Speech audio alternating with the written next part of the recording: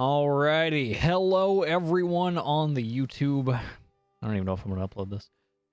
We are about to play I Love You, Colonel Sanders, a finger-licking good dating simulator. Look how hot this man is.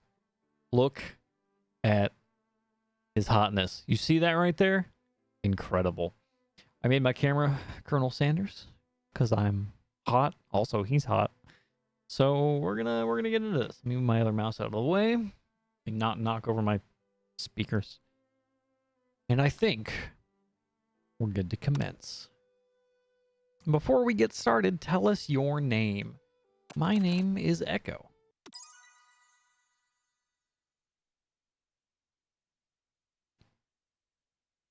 It froze? Okay.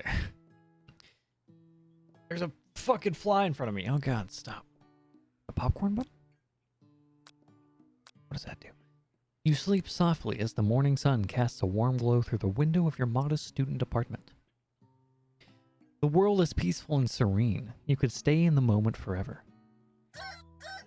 Or you could wake up now. Now! Your first day of culinary school is no time to sleep in. Smack that clock up and at 'em, throw the clock out the window, and stay in bed forever. That's no attitude for someone who wants to bang the Colonel. The Colonel likes go-getters. Let's smack that clock. Lying in bed, you stare at the ceiling, thinking about everything that awaits you at the prestigious University of Cooking School, Academy for Learning. Your mind begins to wander. Who will be there? What will you cook? What should you wear? Time begins to fly by, and you find your imagination getting away from you. You need to take this seriously, or you allow yourself to daydream a bit, thinking about the future. It's always good to plan ahead, man. It's here, finally, your first day of culinary school. So many dishes to prepare, so many students to meet. Your mind is swimming with possibilities when you realize you're running late. You grab a biscuit and burst out the door in a hurry. Is it a biscuit from Kentucky Fried Chicken? You'll need some water to wash that down. Those are very dry. Delicious. Just what you needed to wake up those taste buds. Yikes! You're in such a hurry, in fact, that you forgot to put on any deodorant before running out the door. You're sweating buckets as you rush to arrive on time. Uh-oh. Oh no, I'm going to be smelly when I meet the Colonel. That's not good. Standing in the quad, you gaze upon the magnificent University of Cooking School, Academy for Learning. Here comes your lifelong best friend forever, Miriam. She's the most adorably awkward person you've ever met, and you absolutely love her for it. Good morning, Echo. Are you excited for the first day of the rest of our lives? I am. Actually, because I sure am, excited and a little nervous. Okay, a lot nervous. What the? It's just that this morning I made breakfast for myself, but, well, when I ate it, I couldn't taste any love in the food. What if I'm no good? What if I fail? Classic Miriam. Raised by master chef parents, she's always held herself to a very high standard. Ever since we were little babies playing together and you rescued me from that quicksand box, it's been clear to me that you're the most loving, caring person I know. You're going to do great. Don't cry. No crying in the quad. But with University of Cooking School Academy for Learning's famous 3-day only semesters, I'm afraid of being left behind and never catching up. 3-day only. A sweet girl, Miriam has always had a flair for the dramatic. This summer, she got so nervous about her first kiss that she chipped a tooth practicing on a mannequin. How did she know? Anyway, should you pep talk her or change the subject to give her some relief? You know what? Gas up yo friends. They good babies. Let's go. Remember last month when you saw that fortune teller and had our tarot cards read? The lady with the mask who gave me nightmares? I've been trying to forget. I know she looks spooky, but she was so sweet. And she told you that you were destined for great things. Remember that card with the fancy-looking tower? And that other card featuring the handsome fellow in the red suit? I've been waiting for so long to meet a handsome fellow I could call my own. No, the Colonel is mine. Fuck you. And I'm sure you will soon. In no time we'll be graduating, and you'll be delighting the world with your heartfelt cooking in no time at all. As you talk Miriam up, you can feel her nerves begin to ease. You know what? Maybe everything will be okay after all, and if not, at least I have these killer bangs. Can you believe I cut them myself? I don't, actually. You can definitely believe it. Okay, I was wrong. I cannot believe it. Before you get another word out, you're rudely interrupted when someone smacks your books and custom-engraved measuring spoons out of your hands and onto the ground. Hey! It's Ashley. What the fuck is that spelling? Your arch rival. She's totally evil, but you can't help but be filled with jealousy. She can get anything she wants, and she knows it. Hello, Ashley. God damn, this girl is thick. She has drumstick thighs. Oh, I didn't see you there, chicken shins. What the fuck, dude? Don't make fun of my shins. You leave Echo shins alone. They are perfectly normal shins. Ugh, you can't stand Ashley. Even her name is annoying. You know for a fact that it's actually Ashley, but she had to add extra letters to make herself feel better than everyone. That I believe, dude. What an obnoxious spelling. If anyone here knows what perfect shins look like, it's us. We're not going to let you or your really weird insults get to us. Across the quad, you see Ashley's best friend, Van the Man, has stopped to look at his own reflection in the mirror. His pants are so tight, you can see him casually working out his glutes while he styles his hair. No lie, they're rockin' glutes. Hell yeah, brother. Ahem. Van, the Man. You rang. Holy shit. You've never been sure what their arrangement is, but as long as you've known them, Ashley and Van have been just as close as you and Miriam, but substantially more devious. Look at how ripped this man is. Look at that hairstyle. I can't believe the University of Cooking School Academy for Learning would ever allow people like you to attend as students. Should I give her an obnoxious voice? Like, I know, right? What was that? You'd think they'd, like, just hand us our diplomas now. What should I do for him? Or maybe hire us as professors. You amateurs could learn a lot from us. I'm sorry. With the first day of school about to start, there's just not time to properly tell these two off, so you resist the urge. Let's go, Miriam. See you later, losers. What the?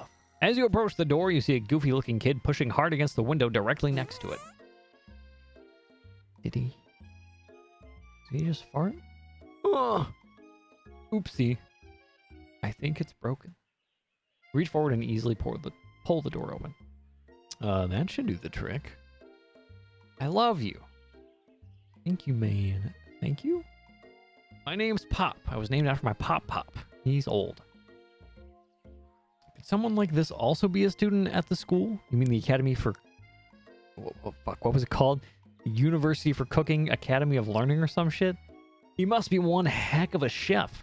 Also, his name tag clearly says Bob, but I guess he's reading it upside down. Oh, fair enough.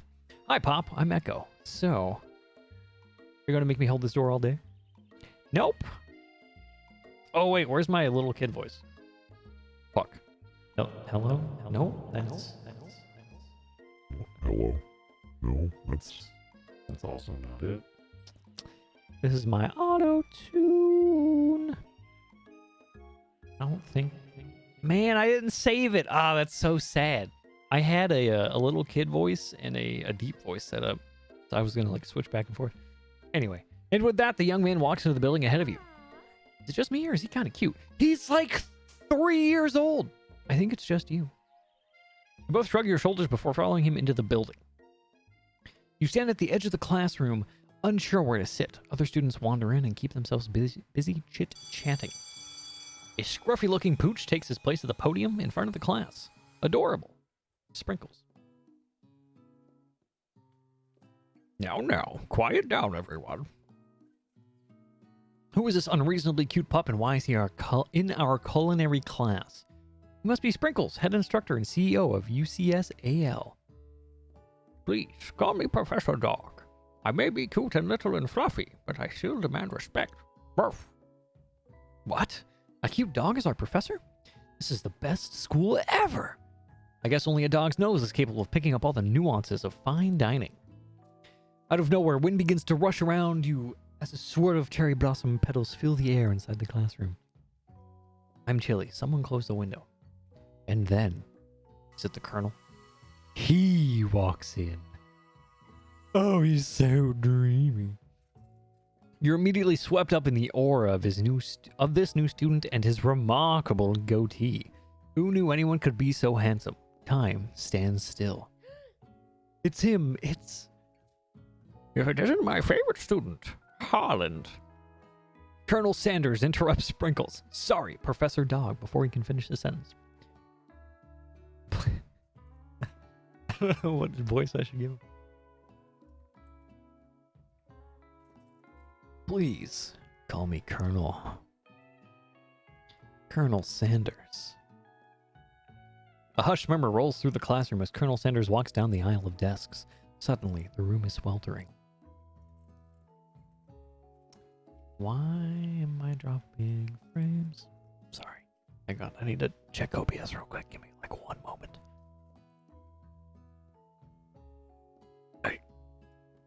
I should not be dropping any frames? That's odd. Anyway. Sweat begins to bead across your brow. You feel like everyone is looking at you, and you're not entirely wrong. And this over here must be sweaty sweats a lot. Maybe we should open that window back up before faucet pits melts into a puddle and evaporates entirely. Hold on just a second. Nobody talks to my friend like that. You two both know my name. We were in the same kindergarten class. What's with all your really weird insults? Besides, when Echo sweats, it's not gross. It's beautiful. Look at that shimmer. You turn to find Colonel Sanders standing right in front of you. Why do I have to select this? Interesting. Colonel Sanders, beautiful angel that he is, stands before you, smiling gently, his hand outstretched. Boy, howdy. This classroom gets hotter than a Kentucky fryer. Should I give him a... Oh, I'm dropping so many frames. Should I give him a Southern draw? Boy, howdy. This classroom gets hotter than a Kentucky fryer. Please, use my handkerchief. You freeze up. Colonel Sanders is talking to you. Please stop dropping frames.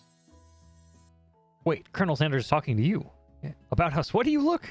You're completely mortified. This can't be your first interaction. What if he never forgets this moment?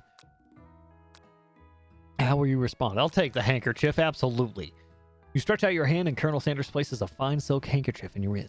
In your it? Am I having a stroke? It's so beautiful you hesitate to press it to your face, but when you do, the feeling is transcendent. It has his natural scent on it. It smells of the most delicious chicken you've ever smelled. Why is there algebra on the cooking? Never mind. Professor Dog steps in to settle down the class and set up some ground rules. Welcome to University of Cooking School Academy for Learning, the greatest culinary academy in the world. The birthplace of culinary legend past, present, and future. Many challenges await you. There will be tears, there will be blood, there might even be really adorable, tiny food. And when all is said and done, there will be a battle. You will lift your sporks and compete in the broom cooking arena. Just then, another student enters the classroom and interrupts the professor's rousing speech. Hey guys, sorry I'm late. I hope everyone had a good summer. I really miss... Quiet! Late to class is bad enough, but interrupting my monologue? You're on the fast track out of here, young man. And you sure you're even in the right place? No, you recognize me? This is my 3rd year in the school with you as my teacher. Everyone stares at him blankly. Does no one remember me? You're expelled if you utter one more word before I finish. Let that be a lesson to you students that tardiness is unacceptable. Even Clank made it here on time, rolling halfway across town on his tiny wheels. You turn to see the student Sprinkles is referencing, who appears to be some sort of industrial kitchen appliance. Excuse you?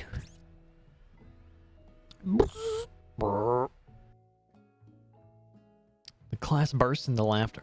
Don't make fun of this poor, small boy. Oh, Clank, you rascal. Sprinkles walks in the classroom as everyone stands in silent obedience. When he gets to you, he lifts his nose into the air and takes a deep sniff. Oh no. Your diet is lacking. Based on what I'm picking up here, you definitely need a multivitamin. You should be taking better care of yourself. You've never had a talking dog as a teacher before, but Sprinkles' reputation for being smart but tough is well known. You decide to try and butter him up by giving him a treat from your pocket, but what kind? Beef treat, rubber ball, chicken snack. First of all, why do I have beef treats and chicken snacks in my pocket? And where did I get a rubber ball? Is that a rubber ball on your pants? Or are you just happy to see me? In your pocket. Shit. Okay. Beef treat or chicken snack. I am a chicken boy. And by that, I mean I like chicken. So I'm going to hit chicken. You reach beneath your apron and return with a chicken snack in your hand. Sprinkle's eyes go wide as he logs onto it. His favorite. Ya boy. This is a 100% run. Well. I think there might be some competition for new star student. The furry professor. Okay, hang on. The furry professor immediately devours the snack, leaving your hand slick with a coating of warm doggy drool. Is that sexual assault? You see the other students eyeing you jealously, but pay no mind to them. If they wanted to succeed in life, they should have learned the importance of carrying a range of dog treat flavors on them at all times.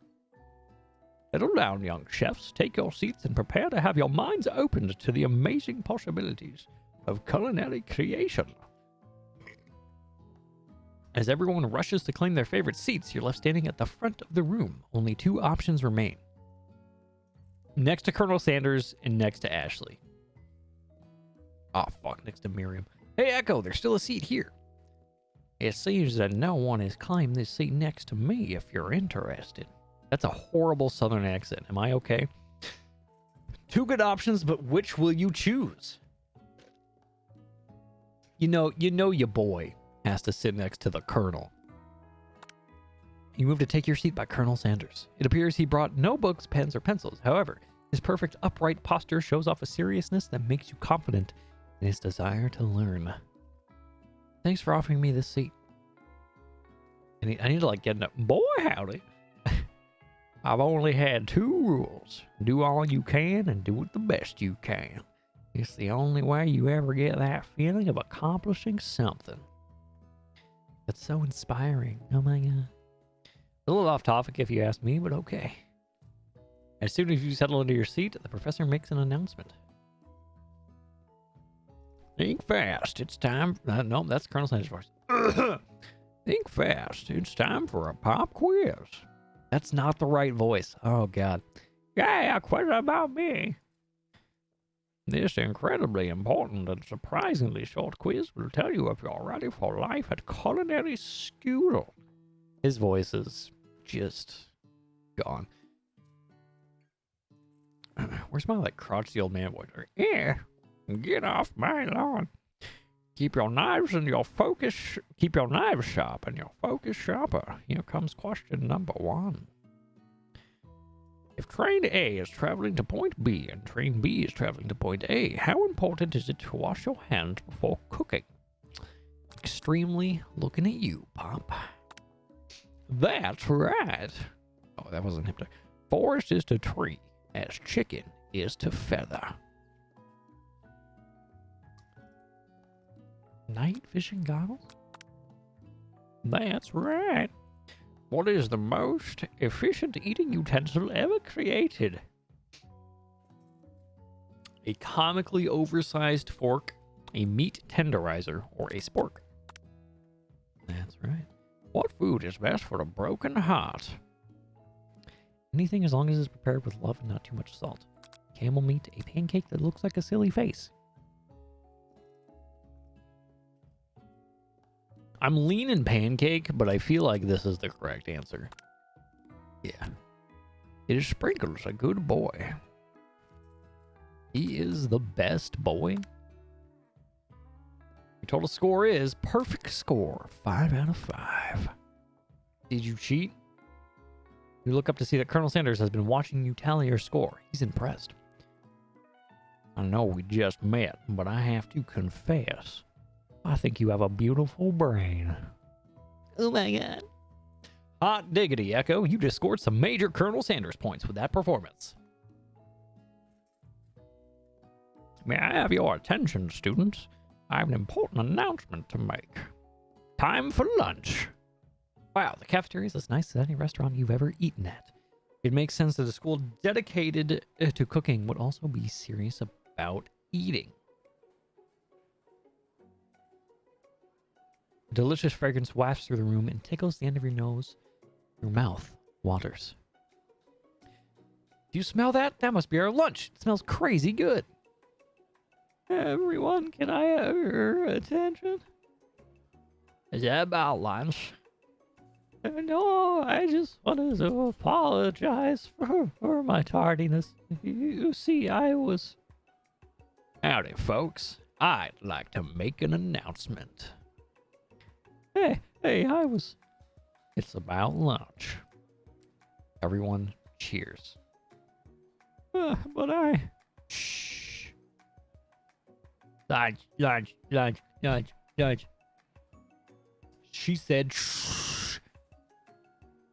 In honor of the new semester, I have prepared something special to share with everyone for lunch. That must be the smell I smelled. Wow.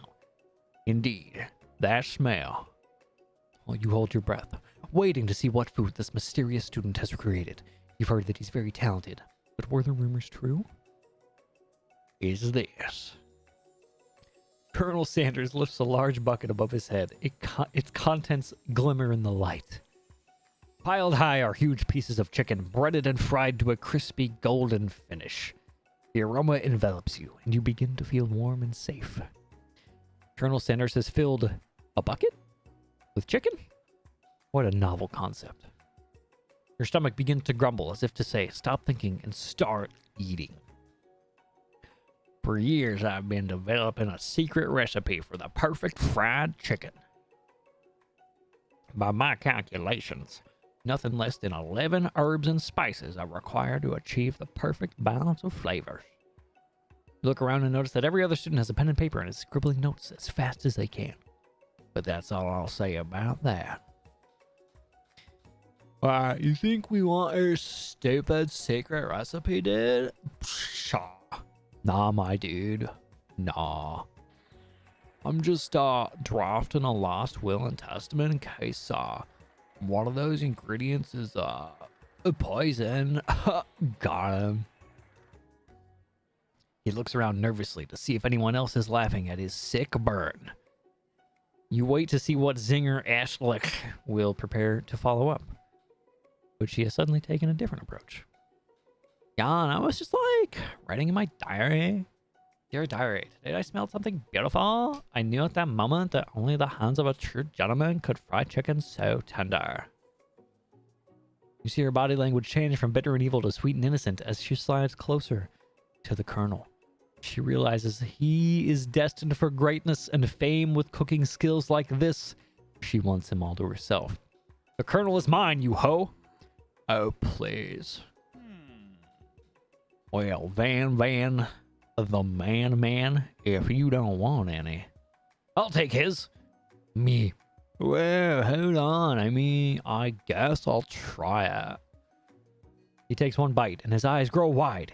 He starts contorting his face as he tries to hold in his pure exhilaration and act unimpressed. Easy now. There's enough for everyone. Please follow my fellow classmates. Dig in. You take one of the pieces of fried chicken out of his bucket and sink your teeth into it. It's amazing.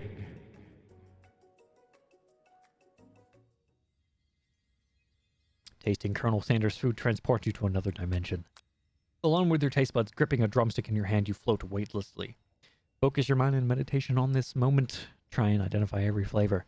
Savor the moment and everything that it tells you about Colonel Sanders' culinary heart. Or swim towards the light. I want to savor this moment and everything that it tells you about Colonel Sanders. The flavors in your mouth are beautiful, pure, heavenly. What a guy! Alone with the flavors, you feel something that can only be described as love. For the man? For a flavor? Are they the same? After tasting his food, you try to get some one-on-one time with Colonel Sanders. I approach the Colonel.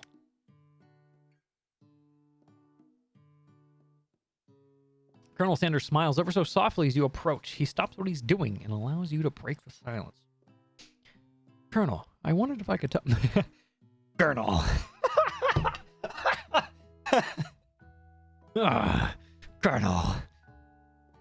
I have to Snapchat this to Sheppy. Colonel. Oh, that's fucking funny.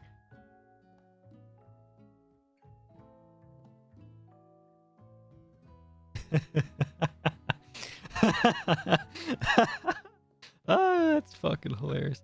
Okay. Yeah, Colonel. I wondered if I could talk to you for a second.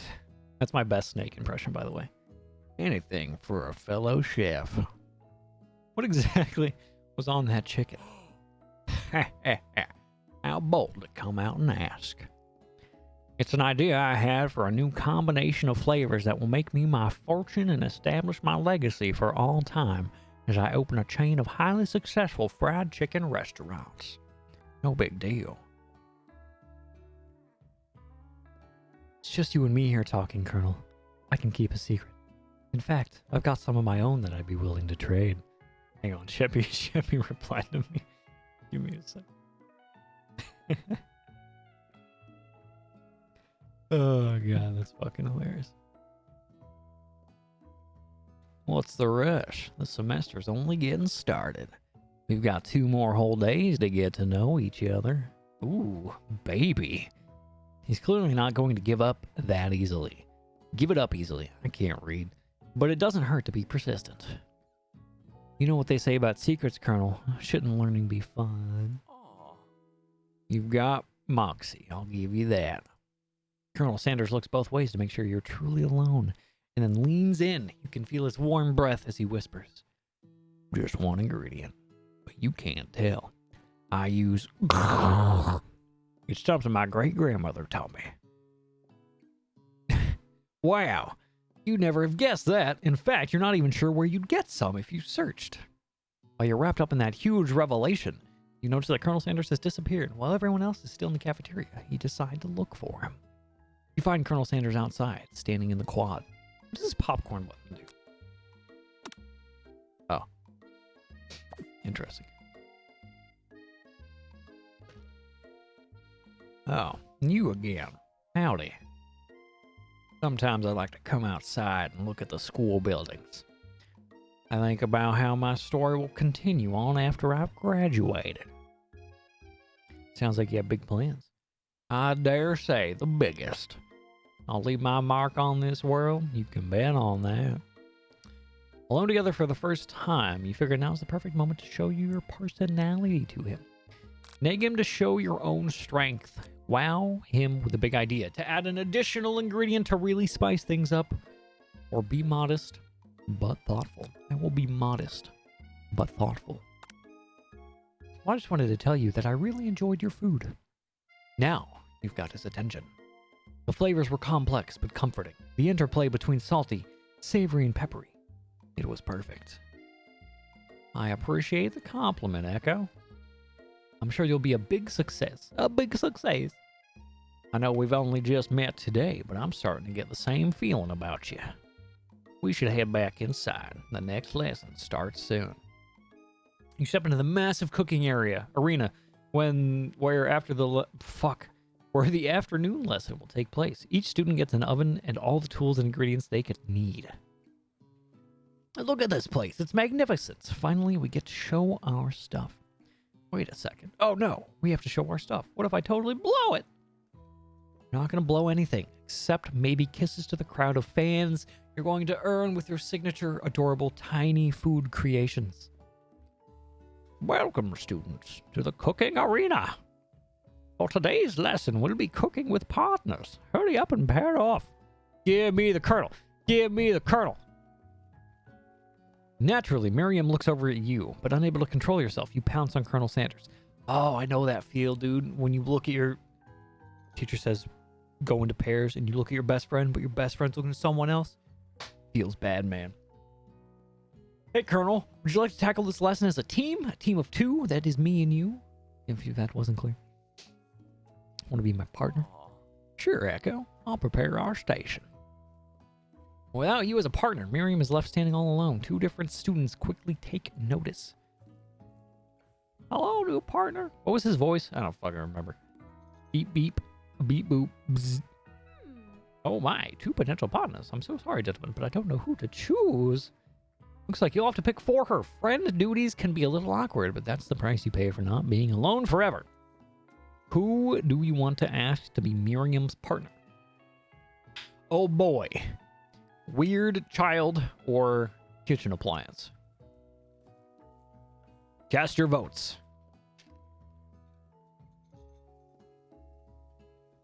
I'm kind of leaning kitchen appliance. Let's go Clank. Sorry, Pop, but I think Miriam will be partnering with Clank today. It's okay. I already ate. It's not entirely clear if Pop has any idea what the point of school even is at this juncture. Clank is clearly excited to have some attention. He heats up and begins to roll back and forth. Warp, warp, warp. Wait, where's my robot voice? Hang on. That'll work. That'll be perfect. Hold on there, fella. That's not Colonel Sanders. We don't even know the assignment yet. Technically, Clank might not have a face, but there's something charming and earnest about him.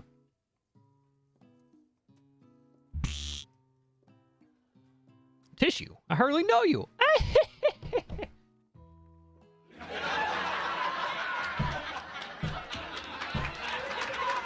That's funny. Clank judders and a panel shakes loose. You get the impression that this is a sign of affection. Looks like you two will be fine. Now it's time to focus on your own cooking classwork. Alright, you two. For today's lesson, we're going to keep it simple. Pick a basic dish and divide up the steps.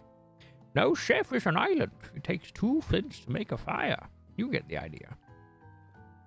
Which dish do you suggest to your partner, Colonel Sanders? Steak tartare seems easy enough. It's fancy and you don't even need to cook it. Using octopus will blow Colonel Sanders' mind. Your grandmother's mashed potatoes and gravy. You know the Colonel's gonna love those mashed potatoes, dude. I've always been something of a down-home chef. I was thinking we could make something warm, inviting, comforting. Maybe mashed potatoes. And gravy? I couldn't imagine one without the other. Colonel Sanders casts a coy look at you, causing your whole face to go beet red. Embarrassed, you quickly turn away. I'll go get the potatoes. No, please. Let me. Picking perfect produce is a passion of mine. Looks like these things are getting pretty fresh around here. Does someone have a crush on Colonel Sanders? We're cooking partners. Mind your business. Sanders' heart is my business, and you better keep your fingers off of my man. Did someone call for me? What is this rock music in the background? No, geez, Van. While I'm over here crushing Echo's dreams, you're supposed to be taking care of our classwork. That was the deal, remember? Look at that face. Colonel Sanders returns, arms full of peeled potatoes. He tosses them into boiling water and turns his attention to you and your old friends. Oh, howdy there, Ashley. Van. Are we working in a quartet instead of a duet now? Actually, no. It looked like Echo was struggling, so we offered to give them a hand. You know how it is. These young amateur chefs need a lot of mentoring. I was gonna say, Colonel Sanders, maybe I could also teach you a thing or two about fancy food. Maybe one day you might be able to get up on my level. Doubt it. Don't be rude, Van. Personally, I have no doubts whatsoever about Colonel Sanders' ability to concoct creations worth of admiration. After all, your fried chicken was quite spectacular. But Colonel, if you ask me, it might make a better partner for you than this thing that has positioned itself at your station. Don't you feel deep down that we cast complementary shadows? We fit together, like a thigh and a drumstick. It just makes sense. Nothing about this makes any sense, but one thing is clear. She's coming for Colonel, and if you don't watch out. Ashley's really going at you hard. You need to ask for some backup here before things get ugly. Turn to Colonel Sanders, hunk of hunks, in your time of need. Turn to Miriam, your forever bestie who always has your back. Oh, no. I don't know about this one.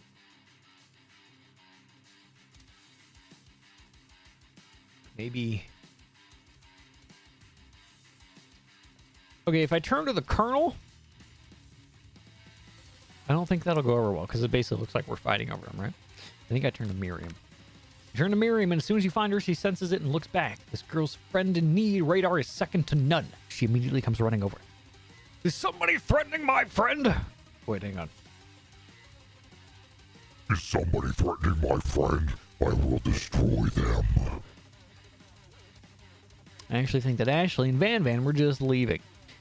Living in the dust. Via V? Is that how you say that? My skills as a chef, perhaps. But stepping away from this competition, you're sorely mistaken. Miriam, you're a loyal friend, but Echo is my partner for today's activity. Ah, shit. Look for Sprinkles in hopes that he might step in, but he's nowhere to be found. Darn those cute corgis and their short but sturdy stature. You look down at your station and realize that in the tension of the moment, your hands have been cooking on autopilot. Distracted by the drama, you've already crushed and boiled the potatoes into a perfect, creamy mashed texture with plenty of butter and cream for its flavor.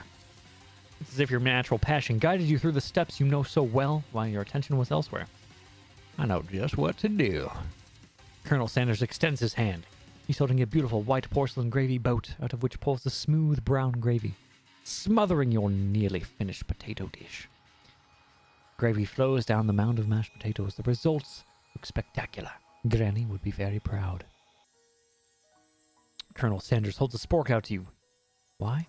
You reach out and grab a hold of it, but he doesn't immediately let go.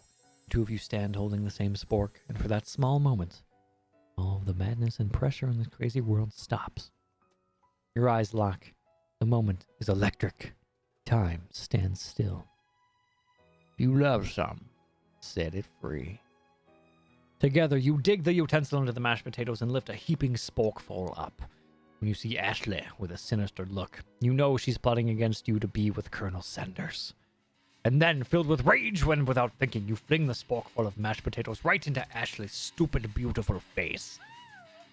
Van, do something! Do something! Scooping up a fingerful, Van tastes the dripping mashed potatoes and gravy and realizes that it's delicious. Horrified by this revelation, he slinks away. Will he ever be able to cook something with so much love and integrity? Hold on right there, Echo. We do not... That's not the right voice. We do not waste food. I don't know what the voice is. We do not waste food in broom cooking area. Colonel Sanders, I expect better from you. I don't know. I can't remember his voice. You throw one more spoonful, you both better be prepared to eat it from wherever it lands. Kaya's potatoes face? Van rushes back over, a covered dish in his hand. Mashed potatoes with gravy? Pathetic. In just a few minutes, I've prepared a full meal. Gaze upon my specialty. Braised tentacle and octopus is my silky saltwater sauce. Plated on a battle axe, blend formed by my supreme chef ancestors. R/we want plates.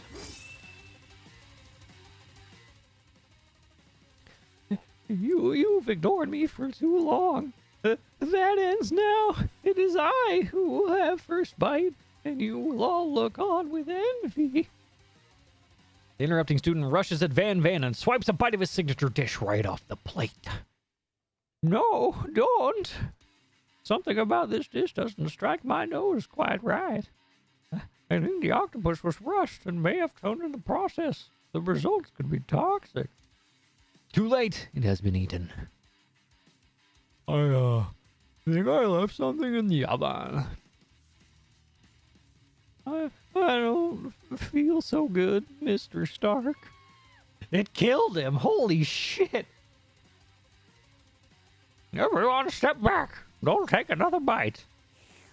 When you look back at the plate, the rest of it is gone. You notice the tip of the tentacle being slurped in Pop's mouth. Pop winces in pain for just a moment, then is almost immediately back to his oblivious self. Oopsie. Tastes like poison. What the fuck? The entire class has gathered to watch Pop's final moments. Shock has frozen the whole crowd. They are as motionless as statues. The class bell rings, disrupting the moment and snapping everyone back to reality. It would appear that Pop's enthusiasm for trying new things, despite obvious danger, has inoculated him against poisons of all kind. Yeah, kill the guy we don't know, but like, don't kill the kid. Yeah, it's fine. I'm not sure the professor here make enough money. Hello, I just turned into a ghost over here. Seeing that you're shaken up by all that really annoying, by that really annoying student and all his nonsense, Colonel Sanders approaches you. I'm sorry you had to go through that. Please, let me walk you home. What? Like for real? Oh, come on. You follow Colonel Sanders out of the room. At night, the school building has taken on another vibe entirely. It's dark and more than a little spooky. Colonel Sanders stands in the quad's neon glow and speaks softly. Those mashed potatoes you made in class today. Before you go on, I want you to know, you're not a great representation of my skills. I didn't even realize I was making them. Please, Colonel. They were amazing. Tasting them, it reminded me why I became so passionate about food to begin with. Colonel Sanders is getting choked up. Cooking is obviously important to him in a way that you find inspiring. Now might be the perfect time to tell him you're developing feelings for him. Colonel Sanders? Yes, Echo. There's something I need to tell you. Hold it right there. There's something I need to tell you first. Oh, geez. You see, when I was just a boy, I had a dream that one day I would be the greatest chef the world have ever seen. And every day since, I've been working towards that dream. Day and night, never stopping, never resting. Also lifting a lot of weights. Just like so many weights. We should follow our dreams with all of our hearts, that our souls may grant them like wishes floating on a shooting star. Like his hair there? Hey, no. You. Shut up. I'm the one here to say inspirational stuff and be the star of the story. Are we forgetting that your cooking literally killed the guy? You can't prove that. I also saw you kill that guy. What was his name? Somewhere in the distance, you heard a long, sad sigh. Forget him. We're talking about me. Me. I'm the hero. Spork Monster. The Spork Monster is here to fight a hero. What the fuck? I think I left the fridge door open. Later, nerds. How dare you threaten me just as I was letting down my guard and connecting with another chef on an emotional level? Oh, be afraid. Be very afraid of me because I'm a monster, see? Is he rhyming on purpose or is that just a coincidence? But before you can discuss syntax any further, the turn-based fight sequence. What will you do? Attack? Which attack will I use? Cook with love. Does 1 damage. It just got real. That attack really upset Spork Monster.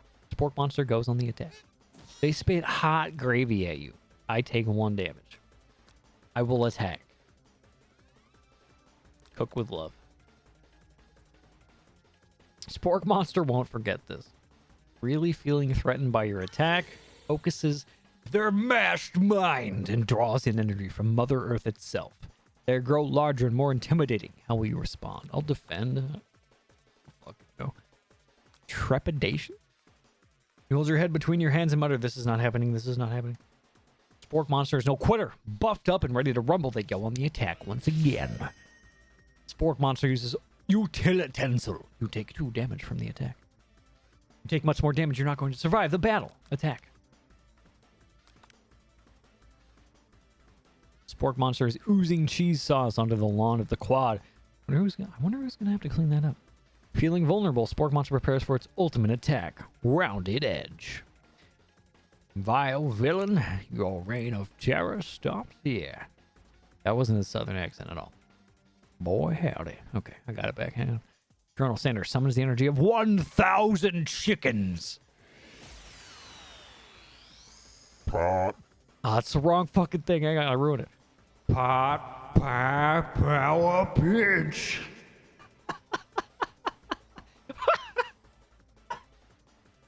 What the fuck? Does 10 damage. Spork monsters defeated. Let's fucking go. You saved me. An injured spork monster spews steam into the night. Forget mercy. Finish him. No student will ever walk the quad in fear again. This monster messed with the wrong chef. Attack. You ready your final attack? You'll never survive my student debt loan destruction. Does 10 damage. Spork monsters completely vaporized. Colonel Sanders looks on in awe. You continue to surprise me, Echo. The defeated monster left behind a special item.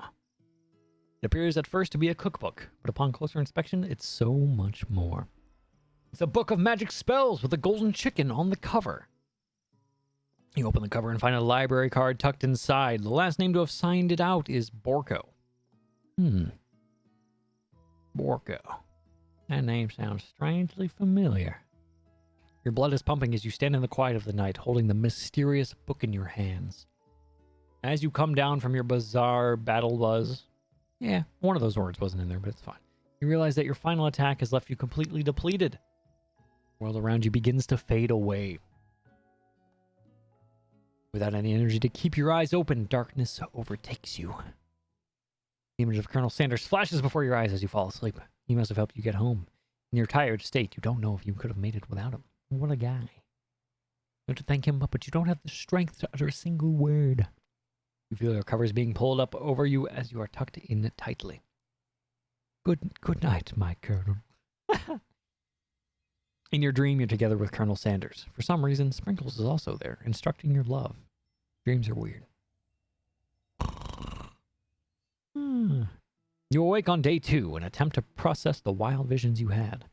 Were they memories or premonitions? And then there was that secret ingredient that Colonel Sanders went ahead and told you outright. Not much of a secret, eh? Probably just because he already trusts you so much. Sure, that makes sense. We'll go with that. You meet up with your bestie in front of the school. And before you can tell her about the encounter with Spork Monster, she launches into a story of her own. Okay. I know this might sound a little strange, but I think I might be like Clank. Like him? Like him? Oh, like Clank? Like... I know it sounds like it's moving too fast, but there's something about him. I like him. Like him. Oh my god. We gotta talk after class, and he's actually a totally sweet guy. That's the wrong voice. Not only that, but he's really, really smart. He told me all kinds of stories about Colonel Sanders, I think it said. I skipped it. Did you know that Colonel Sanders was the most popular kid in high school? Yeah. No, but that does make complete sense. I got a text message. Hang on. Give me. That's not a text message. That was an email. And he was so popular that he was voted prom king at a school he didn't even go to, and was also the convertible. It was also the convertible that he himself rode in at the front of the homecoming parade. He was so popular that he was voted prom king at a school he didn't go to, and was also the convertible that he himself rode in at the front of the homecoming. Colonel Sanders was the convertible that he rode in? Wait, what? Was Clank the convertible? I'm fucking confused. I'm thinking maybe something got lost in pressure cooker language translation there. I think so too. Either way, maybe it'd be best if you took it slow with this new boy, like I am with the Colonel. You and Colonel Sanders, the coolest guy in school, the most famous student to ever attend University of Cooking School Academy for Learning? You're a thing now? We definitely connected yesterday. Sure you did. You're great. Why wouldn't he be into you, I guess? Laughing at the implication that you and Colonel Sanders might be a thing is definitely not cool. You are great. You have an idea about how to prove that your love is real. Well, if he's not into me, why do you tell me that one of his secret ingredients? Your bestie's eyes light up. A secret ingredient? Yeah, I just said that. A secret ingredient. Is there a dramatic echo in here? I'm an echo. Miriam checks to make sure you're alone before continuing. So this summer, while I was on vacation with my family, a lovely man approached me in the botanical gardens where I was wandering. This can't be good. He told me all about his passion for spices, secret spices. The man even gave me some to show me what he meant. He said it was a powder created from super duper rare dried flower petals, and that if I did him a big favor, I could have some of my own. So I filled my suitcase with them and brought them home. He was so nice, he even met me at the gate when I arrived. Later, when I cooked with them, a very strange feeling came over me, and the flavor was unlike anything I'd ever tasted. You're being very liberal with the meaning of spices here. Whatever. Anyhow, we both share an interest in cooking, so we've stayed in touch, like pen pals. I bet we'd love to know more about new spices. Well, I'm definitely not supposed to share Colonel Sanders' secret recipe. And besides, I only know the one ingredient, so I doubt it'd be much use to anyone. Cough. Cough. Please, please, please. It would mean the world to me. No one has to know it came from you or from Colonel Sanders. I am not gonna tell her the ingredient. Should you protect Colonel Sanders' secret or share it? I'm gonna make up a fake one. Quickly think of a fake ingredient name. I don't know. How about it was Eye of Newt? I know. Sounds like some kind of witch's potion. But what can you do? Eye of Newt. Wow. Her eyes light up imagining such a thing, and you figure that you've satisfied her curiosity and she'll move on. However, she immediately turns around and does some thumb typing on her phone that you can't quite see. That's probably not good. Before you can ask her to confirm that she was definitely not texting secrets to other people, you're interrupted. The wind rushes in. Cherry blossom petals fill the air. It's the Colonel. It's Colonel Sanders. He's arrived at school. On a horse? Should I stand back and admire his majestic glory, or should I run to him? Let us run to him. We decide the best way to show Miriam how serious you and Colonel Sanders are would be to run to him. Surely he'll sweep you up onto the back of his stallion and you'll ride away together. That'll show her good. Oh, Colonel, my Colonel. However, your sudden movement surprised the horse and it rose up, kicking you directly in the face. Yeah. The force of the blow completely knocks you out cold. In the darkness, you see a vision. Ooh, Echo, I'm here to deliver you a message. Not this guy. It is important that you remember this exactly as I say. If you forget, the world could end, so you know it's serious. I have been trapped in a realm beyond, but a great prophecy relies on my return. Only you can save me. All you need to do is repeat my name 3 times. And that name is... But before you can continue, you suddenly awake. Oh, jeez. You awake to find Colonel Sanders tending to you. He roused you back to life with a satchel of secret spices. Or is that just his natural seasoned musk? Compliment the craftsmanship of his horse's shoes. Or lean in for a kiss. You gotta go with a joke. Maybe you shouldn't be riding a horse to school, and maybe you shouldn't be running up to animals you don't know. It's hard to say who's in the wrong here. But one thing is for sure, that Colonel Sanders is pretty dreamy. That horse has beautiful shoes. I could really feel how smooth and sturdy they were when they were pressing into my face. That's nice to hear. No one truly appreciates good craftsmanship anymore. And with that, Colonel Sanders disappears into the school, leaving you and Miriam to follow. You enter the classroom. When you enter the classroom, you can see your 2 rivals. Ashley and Van Van are doing something bad. By the way, they're hiding. You know it must be bad. Like counterfeiting receipts bad. Experimenting with restricted ingredients bad. Summoning a demon bad? You try and get a peek. Oh, I thought she had wings for a second. I was like, what the fuck? You try and get a peek over Van Van's hulking shoulder, but he sees you coming. Oh there, little one. I'm not sure you're ready to handle this. You make like a bee and mind your own wax.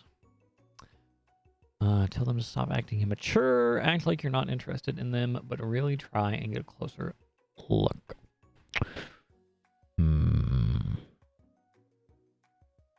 Direct confrontation or diversion? Diversion. You sit near the rivals, but leave your back turned to them. You even hear Van Van mutter something that sounds a bit more like a magic spell. However, he notices you eavesdropping. You try and cover your tracks and improvise an excuse. It's time for class and you're distracting the rest of us who want to learn. Now you've upset them. Oh, and you're the Emperor of Cooking, are you? You make the rules? I'm not sure you know a good meal if it ain't you. That almost happened last night. Being the best chef in the world takes more than just culinary skills. It takes creativity. It takes panache. It doesn't hurt to use a little evil. You finally get a look at what they're hiding, and you instantly recognize it. It's the book! Just like the one you found after your encounter with the spork monster. That's the same book that I found last night in the quad. Ashley immediately elbows Van, who hides the book behind his back. I don't know what you're talking about. The book is a family heirloom, and its contents are secret. You notice that they haven't just been studying the book. They've got Pop pinned to the wall. They're tossing potato skins at him as he tries to catch them in his mouth. We're playing. He. Before you can dig in any further, you're interrupted by the arrival of more students. It's almost time for class. Beep, beep. Wait. Shit. Beep, beep. Plank must be running late. He's in such a hurry that he rolls right over Van's meaty foot. Hey, watch it, you bucket of balls. You watch how you talk to him. He didn't do anything.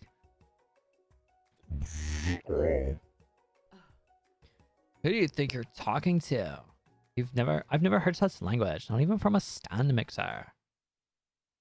No, your mother was a stand mixer.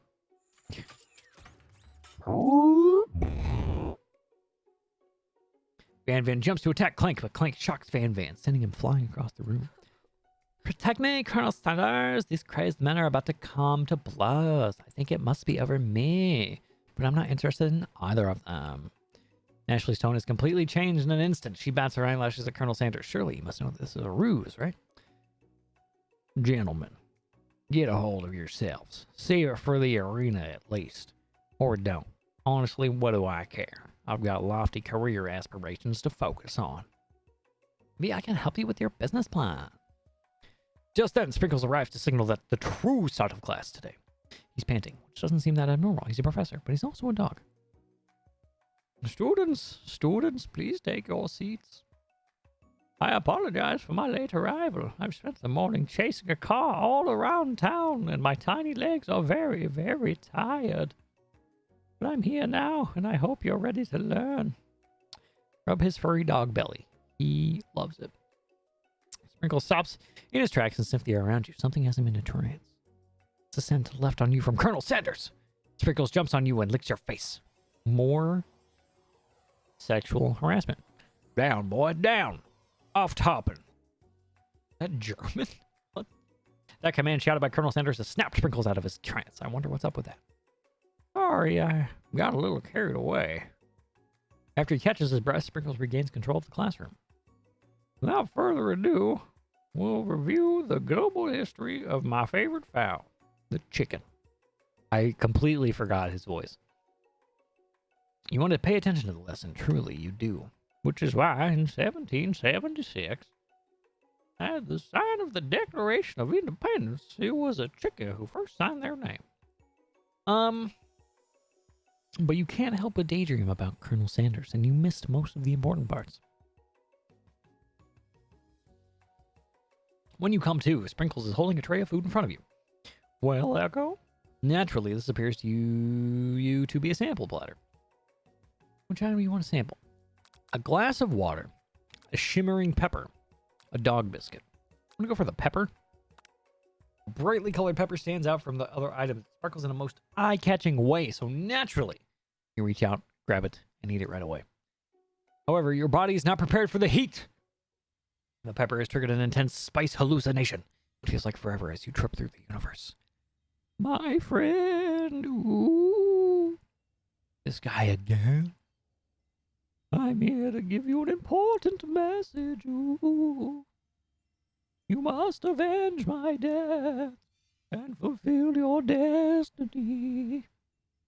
All you must do is... I was saying to fulfill your destiny, all you must do is... I'm sorry, I think I got some spice stuck in my throat here. It's fine, I'll work through. To fulfill the prophecy, you must... You feel yourself beginning to regain consciousness. Oh, man. You come to and find everyone is staring at you. Oh, my God. Coughing for real. That pepper was the last of its kind on this. Not the right voice. That pepper was the last of its kind on Earth. Now it's gone. Now it's gone forever. Think to yourself, geez, I should pay better attention. Yeah, why though? We all make mistakes. I'm sure I'll forgive you someday. Come on, it's time for lunch. Before anyone can relax, the cafeteria lights dim, and your rivals enter to make a dramatic announcement. Today's lunch will be prepared by a timed competitive cook-off. That was a weird voice. The level of theatrics with these two is off the charts. Demand that they stop wasting everyone's time or step up and tell them, you're on, Dab. Bit of lunchtime competition, eh? Count me in. If I have to wipe the tables with you fools before I set my lunch down on it, then so be it. I'm not the fool, you're the fool. Good one, Van. I like your gumption, Echo. I'll be watching your performance. Ooh. Just as things reach a boiling point, Sprinkle steps in. Surely he'll put a stop to this madness. Now, students. Please settle down. This is a lunchroom, not a sportsing court. What? Finally, a little sense. You breathe a sigh of relief. At least not until we turn on the timer. Timer ready. And then a huge light blasts you in the face, flashing the words, timer ready. That's what I'm talking about. I stand corrected. The hard way builds solidity. What? The hard way builds solidity, a foundation of confidence that cannot be swept away. And that's an original quote by me, Colonel Sanders, in case anyone was wondering. I hope its message lifts you to victory. Like a diamond, I was formed under pressure, and now is my chance to shine. I will defeat you myself. You had his chicken, and you made his mashed potatoes and gravy on one day. Day one, and you're feeling like you can really impress him again here. It's time to boil some water for the potatoes. Think fast. If the timer runs down, you'll be forced to pick randomly. Fucking what? What temperature to boil out? 100 Fahrenheit. Wrong! What are we thinking? You're ahead of the game. Oh, shit. You're going to need to season the chicken before you cook it. You don't know Colonel Sanders' recipe exactly, but you have an idea. How many? 11 herbs and spices. That's right, you might not know all the ingredients yet, but at least you're headed in the right direction. It's time to elevate your craft. What state of mind offers the most flavor? Vigilance? Fuck. Begging you to get it together. Get out my dog. It's never the wrong time for some dog jokes. Next question. Your classmates are rooting for you, but Ashley is simply stronger and faster than you. You better pick up the pace. When you were a child, your father told you to never forget where you came from. Every day you meditate on his advice and draw energy from that place. That would be a great time to harness that energy. Where does it come from? Small town where big dreams are born. Small town. Try to shut out the noise of the arena and focus on your cooking. What is the sound of success? Sizzling? Fuck! Game over? Try again. God damn it! Okay, you're on, pussies. I'm gonna skip all this. Okay, so it was like 100 Celsius. I don't know, dude. Hang on. Okay, let's go, baby. Huh! Winner gets to rub my furry belly. Let that enticing offer motivate you. You're going to need to season this chicken. 11 herbs and spices. Basic steps going. It's time to elevate your craft. Trust? No. Trust? Wrong. Gratitude. Okay. Next question. Okay. Small town.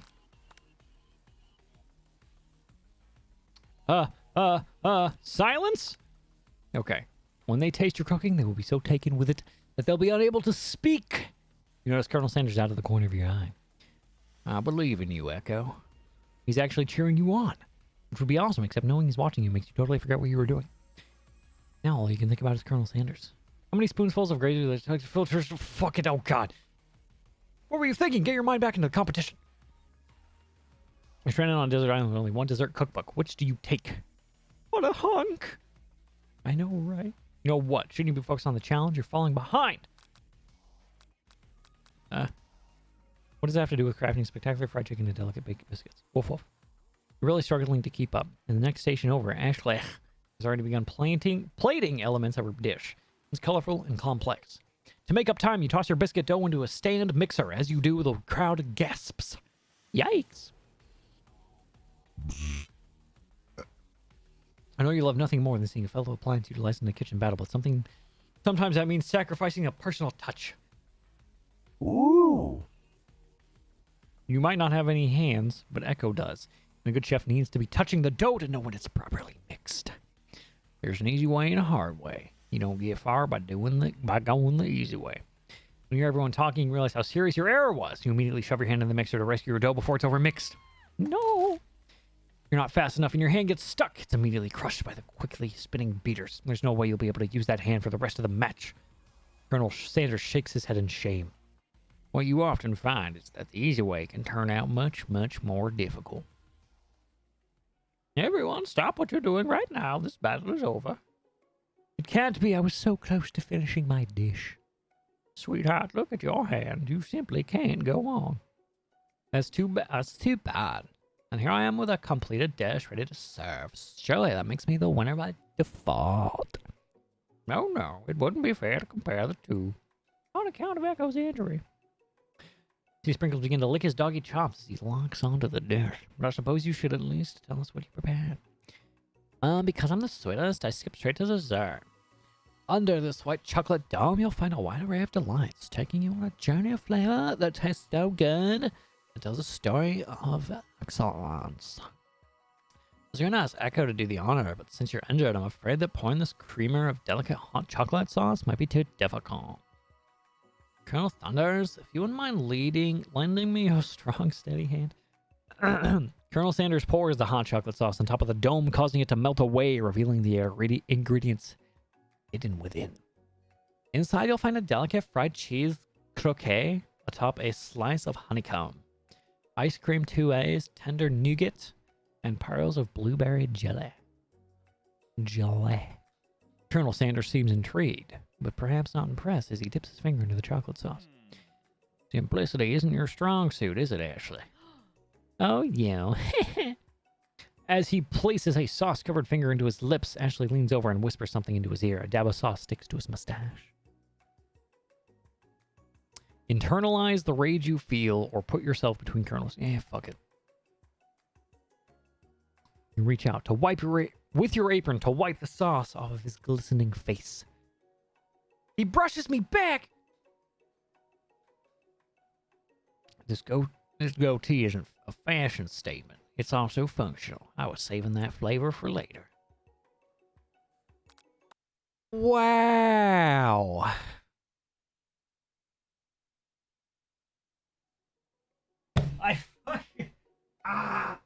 I gotta do it again? Okay, hang on. I'm gonna take a quick break.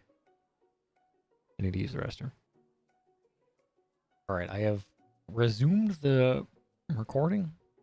Let's see what that does. Make his asshole the shape of your dick. Oh, God. Okay.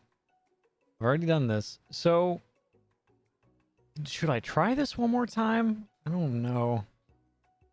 What happens if I demand that they stop wasting everyone's time? Everything in competition with you two? Yas? Yas. Well, not with me. I'm on a personal journey to learn, to love. To learn to love? Sure, why not?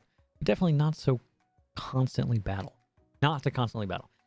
Yeah, stop getting your genres crossed. Don't you have some portable monsters to capture or something? Aha! Pokemon. I need to eat if I'm going to have the energy to sustain my education and pursue my dreams of being a master chef. How are any of us supposed to get anywhere if we're constantly fending off challenges from every know-it-all with an apron?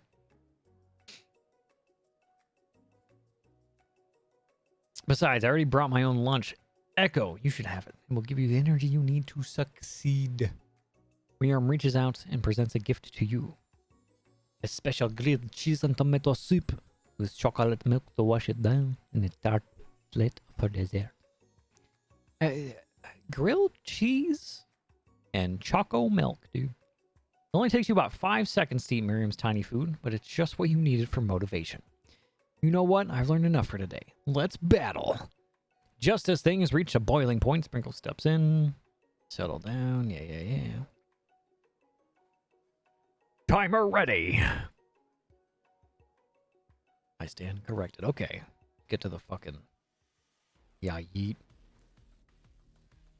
100 Celsius. 11 herbs and spices. Gratitude. Small town. This is your shot, and you're not going to miss it.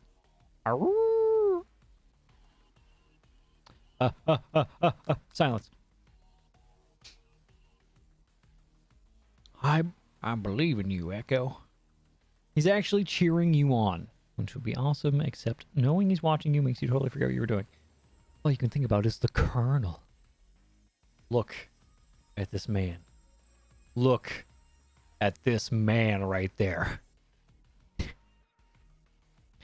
Okay.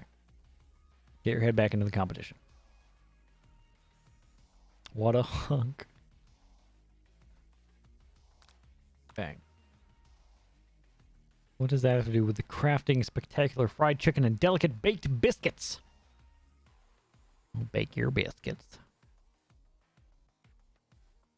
Ashley's already been plating your elements of dish, colorful and complex. Make up time, you toss your biscuit dough into the stand mixer.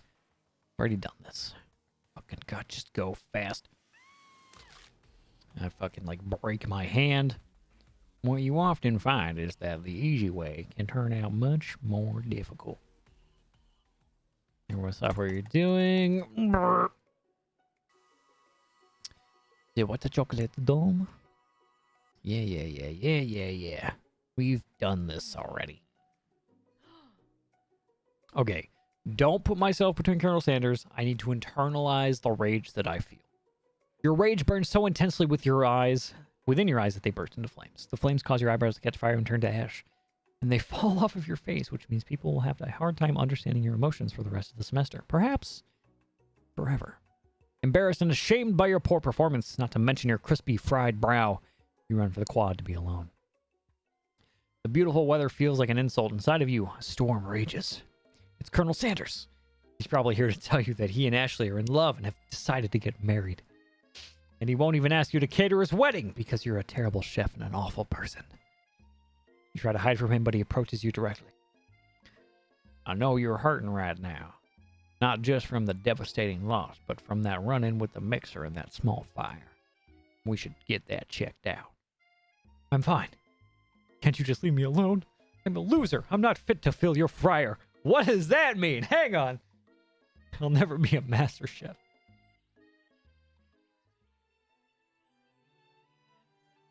Failure's a part of life. Not just for you, but for all of us. You think I've never failed at anything before? I'm not fit to fill your fryer. Ooh, woo. That's exactly what I think. Well, then think again. I wasn't always the man you see before you. Enrolled in culinary school, incredibly handsome, successful, motivated. Well, handsome, sure. I was born that way. But I've walked other paths and arrived at dead ends. I was passionate about life, but I failed as an obstetrician. I was passionate about justice, but I failed as a lawyer. I was passionate about livestock, but even I failed as a mule handler. That one was especially humiliating. Mules can be so cruel. I lost my business partner to a gunfight. I didn't know. People see my delicate ribbon tie and my well-kept beard and assume that I've got it all together, which is true now, but it hasn't always been. Sounds like this guy could really use a hug. I resolved then that I was going to amount to something. No amount of hours, labor, or money would deter me from giving the best I had to give. As Colonel Sanders changes focus, you can see something ignite inside of him. A burning passion. One has to remember that every failure can be a stepping stone to something better. My new dream is pure. It's honest. It's something that a humble man in a crisp white suit can be proud of. A crisp white suit can be proud of. I will create a new chain of chicken restaurants that will bring joy to the entire world and make up for my past misdeeds. Yay! Just as your moment grows intimate, you're interrupted by a threatening, shadowy presence. Battle scarred from the night before, you prepare for the worst. It's the Spork Monster! Borko the Spork Monster is here to fight a hero. What was the voice I used for him? I don't fucking remember. Anyone else feeling a bit of deja vu? Oh, that was Colonel Sanders. Fuck. I'm sorry, Gorko, but I could have sworn we already battled you last night. That was Borko. Wait. That was Borko, my twin, and I, Gorko, am here to avenge them. Are you stronger than Borko? Well, we're twins, so no, not really. We're pretty much exactly equal in every way. Why do you ask? Colonel Sanders smirks. He's already on the same page as you. It's just that we beat Borko pretty easily, so I don't think you have much of a chance. Not to mention, I feel really guilty about that. If I could take it back, I would. I think what Echo's saying is, can't we just be friends? Life's too short for making enemies. I suppose. We really don't need to fight. It's just that I've got these pointy teeth and claws. All the better for enjoying tasty foods. Surely you like to eat, don't we all? Of course I do. Inspiration strikes and you come up with a quick idea. Chomp on this. Bitch, dab. You toss a biscuit, into Gorko's mouth, open mouth, and he devours it in one gulp. Delicious! You're much nicer than the evil students who once upon a time turned me into this creature who stands here today. I don't believe it. You were human once? Well, no, I was a chihuahua, but I was still a student at this school until one day some mean kids with a magic spellbook cast a dark enchantment on me, and I was forever transformed. A magic spellbook? Precisely. Borko used to have a copy, but somewhere along the way I've lost it. If you find such a book, I beg you, respect it. You're a powerful chef and shouldn't rely on such dark and evil magic. No, you should be protecting the innocent from those who would cheat them through sorcery and guile. If you need me, don't fear. I will be there. Sounds like there's some bad cooks in the kitchen of life. Echo, together I'm sure we can defeat them. Come back to my hideaway and we can discuss. A personal invite. You can't imagine what Colonel Sanders' home must be like, but it sounds like you're about to find out. Stepping inside Sanders' home, you're surrounded by his things. You start to feel a special bond with him. Does he have a goatee as a baby? Looks like... Oh, that's me. It looks like you live such an exciting life, Colonel Sanders. Every day can be an adventure. You approach it with the right attitude.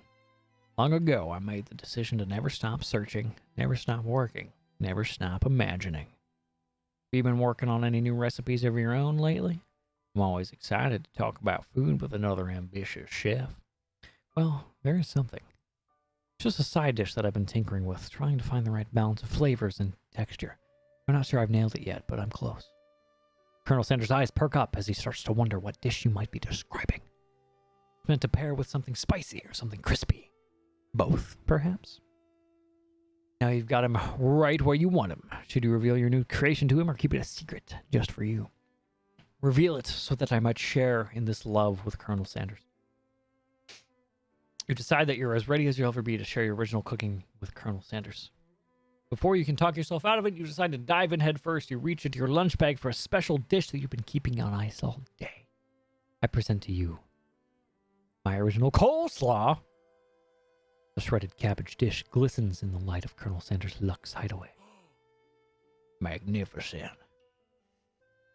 Together you chow down on the creamy slaw until just a spoonful remains in the bowl. You mind if I hold on to the last bite? I'd like to have it around so that I can admire its taste later and think back on this moment. What a weird thing to say. You could offer to make him more, but he seems like a very sentimental kind of guy. Sure, why not?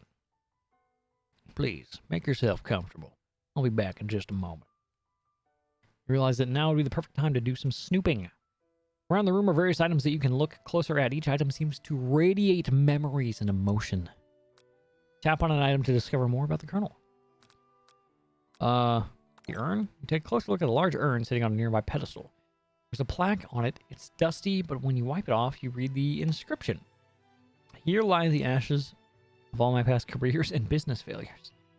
Poor guy. Gotta go with cock. Chicken, I mean, TOS. You notice a very realistic stuffed chicken sitting on a corner table.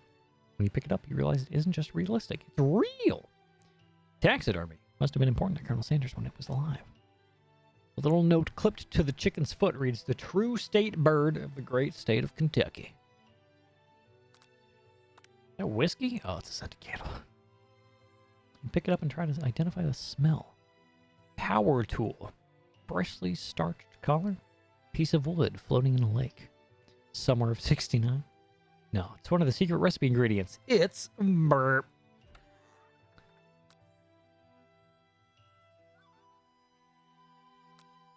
The door opened.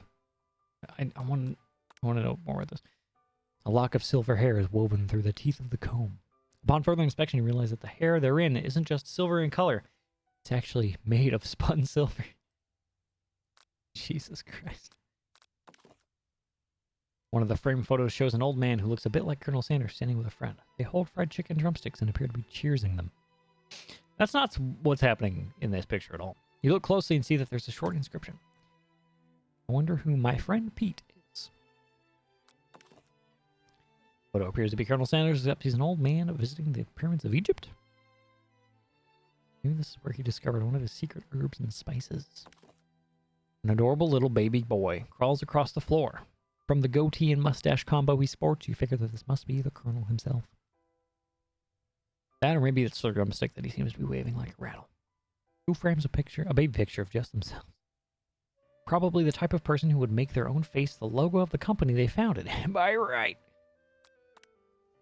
This must be where he keeps the secret recipe. You think for a moment, what number is important to Colonel Sanders? Then it dawns on you. As soon as you turn the dial to 111111, the safe opens. Inside it, you find a single note. Can chicken be prepared sashimi style? I don't. Oh my god. You open the door to Colonel Sanders' closet and find a row of his signature white suits hanging within. You take one off its hanger and try it on.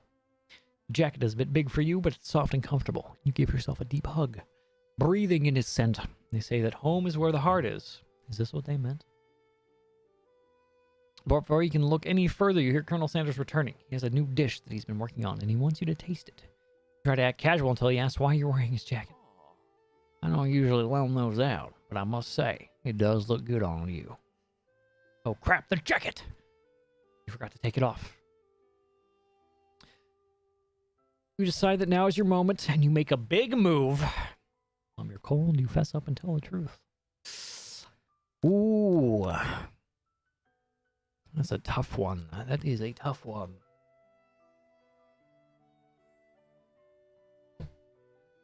Do I play it off like I was cold? Do I tell him I want to fill his fryer? Or do I make a move? I don't know. Make a move. This isn't that kind of game! What do you mean? Not that we blame you for trying, but still. Game over! Fuck. What do you mean I can't fuck Colonel Sanders? Hello? I'm all the way back here? Jesus Christ. It's the spork monster. Gotta go fast.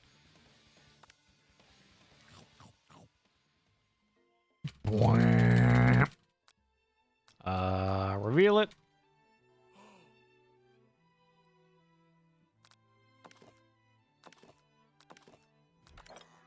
Go into the closet. Okay. Hashtag heart fade. Open parentheses. Sparkle underscore spot underscore baby photo. Comma dash 25 comma O in parenthesis. What do you mean? Fess up and tell the truth. You confess. I think I've developed feelings for you, Colonel. I might be developing feelings for you too, but I'm concerned. I can't let anything get in the way of my dreams. Overwhelmed, you take off the jacket and run for the door. The thought of leaving Colonel in the midst of such an emotional breakthrough gives you pause. You stop yourself. Colonel? Yes, Echo? I honestly think this may be the beginning of something wonderful. I think you're right. We should take things slow. You talk late into the night and drift off into a slumber. Dream sequence! You awake to a beautiful morning. Can I get this to go away, please? You wake to a beautiful morning in Colonel Sanders' hideaway. Did you make the right decision on how to respond to Colonel Sanders? Only time will truly tell. Today is a day that could change the rest of your life. Your thoughts are interrupted when Colonel Sanders emerges into the room. He's holding a gorgeous plated breakfast and your mouth waters at the sight of it. Here's a simple breakfast I just whipped up. It's meticulous. You taste Colonel Sanders' food and it takes you on a journey. When you return, he's waiting for you to ask you an important question. So, would you say that we're a perfect match? How presumptuous. My cuisine and your taste buds, that is. Such confidence. Such grace. Could he be the world's greatest gift to cookery? I will flatter him, my man. You know, I think we might make a great team. A single tear begins to pool in the corner of his eye as he gazes out the window. With the right business partner, I know I can't fail. Business partner? Could he be talking to you? It's all happening so quickly. Overcome with emotion and confused by your feelings, you're on the verge of tears. Unable to speak, the only answer you can find is to run out the door and get home. There's still one more day of school after all. The University of Cooking School Academy for Learning waits for no one. Not even the Colonel. Why is this here? Where have you been? Because I had one heck of a night. I've been desperate to talk to you about it, but I couldn't find you. I got worried that something had happened to you. It's okay, I was just... But now that it turns out you're fine, I can finally get you up to speed on the saga of Miriam. Sure, but you will not believe what happened to me after school yesterday. I went on a date. I think I can believe that. Since I'd been partnered up with Clank, he asked me to go out with him. Of course, I told him, you better keep your dials turned to polite and respectful. I'm not that kind of girl. But he was just interested in spending some one-on-one time together and getting to know me. So I said, yeah, sure. I can get to know a little Metallica guy. Long story short, we fucking... Oh. He took me skydiving with his friend. What? Things quickly spiraled out of control. Did she just say skydiving is as if that's typical first date to go on with a talking pressure cooker? You know, I'm not really sure where we stand. I don't give Miriam time to tell her whole story, however. Bottling up details of your own night is just too much to bear. And I went on a date too, back to Colonel Sanders' house, where I spent the night with him. You what? Nothing happened but the emotional connection. Wowzers. Miriam offers to support you no matter what you do. Together with your bestie, you feel like you can do anything. When you arrive at school, you encounter your rivals in the quad. I also encounter hashtag part fade sparkle spot baby photo number 25. You can tell from a distance that they're picking on Pop, though he himself might not quite grasp that fact. Because, you know, he's Pop. What's this swirly? It sounds delicious. It's great. I'll order you up one right away. I'll have my swirly with sprinkles, please. Hee sprinkles is a dog and a treat. You can get your swirly dipped, too. Why don't you pick on someone your own size? You and them thighs. Because I'm literally the biggest person at the school? There's that horse that Colonel Sanders right at the school, but who would dare pick on such a gentle and beautiful creature? You got some nerve, Echo, suggesting I pick on a defenseless horse. Now you're twisting my words, and I won't have it. You clench your fist, but the injury from yesterday's mixer accident makes you wince with pain. Doesn't look like you can go on kicking like that. Might as well just give up. I'll never give up. Ever. Colonel Sanders arrives just as it appears things are close to boiling over.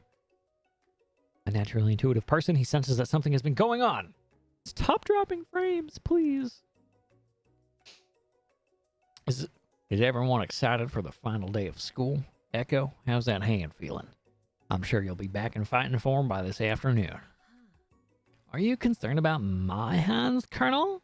Yesterday I almost broke a nail winning so hard.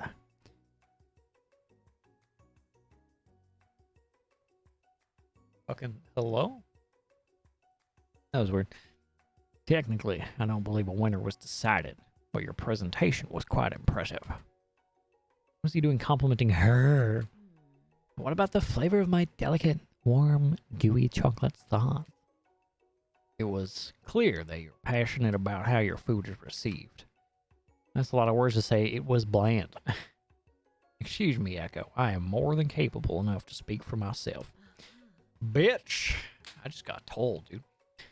Maybe you could tell me more of your thoughts as we walk into class, Colonel. I'm always interested in discussing the fine art of fine foods.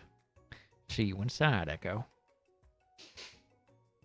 Annoyed by Colonel Sanders' inability to see Ashley for who you know she really is, you walk across the quad to get some distance. In an attempt to distract yourself from how slighted you feel by that interaction with Ashley, you take out the spell book you recovered yesterday and start flipping through the pages. When did I recover a spell book?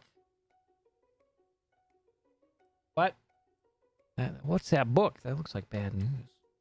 Just something I found lying around. It would appear to be some sort of grimoire, but I don't really believe in that magic stuff. A grimoire? Like a book of spells? I don't know. Who would spend so much time decorating a magic book if it weren't really powerful? I can think of one surefire way to find out. You open to a page covered with arcane warnings, cast only in case of extreme emergency. It says around the edges of the page. There's a spell here that says it will erase anyone I choose from all of my memories. If I scrub out Colonel Sanders, it would probably help me focus better on the upcoming final exam. This is way drastic. Couldn't you do something else? Like anything else? Not rooted in dark magic? Maybe tie a string around your finger? Okay, fine. It is drastic, but desperate times call for desperate measures.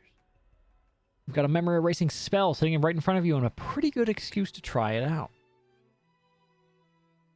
I'm not going to cast the fucking spell. Take your friend's advice and put the book away. It's almost time for class. Why would I erase the love of my life? The Colonel himself. Sprinkles is almost already in the room, or was already in the room, waiting for the students to arrive. He clears his voice to make a quick announcement. I want you all to know, I feel something of a dog moment coming on, but I assure you it's nothing to be afraid of. His cute little nose scrunches up and he begins to breathe quickly. He must be hungry. Reach for some old homework to give him a snack. Dogs can be rather unpredictable, especially Sprinkles. Wait to see what happens. I shall wait. Sprinkles stops in his tracks. He focuses in on the room window. The room is deadly silent. I can't read. When you follow his gaze, you see a tiny orange squirrel perched up on the cherry tree outside. Sprinkles turns feral. He runs out the window of the classroom. He begins barking uncontrollably at the squirrel outside. Terrence! I told you never to come back here, Terrence! I will destroy you, Terrence! Sprinkles is barking ferociously, drool flying off his face. The squirrel looks over, but he doesn't say anything back. You wonder, is that even a talking squirrel? Who named him Terrence? You better not show your chubby cheeks around here ever again. After Sprinkles is satisfied that his presence has been felt by not only Terrence, but any other squirrel in hearing distance, he returns to his professional tone. I apologize for the outburst.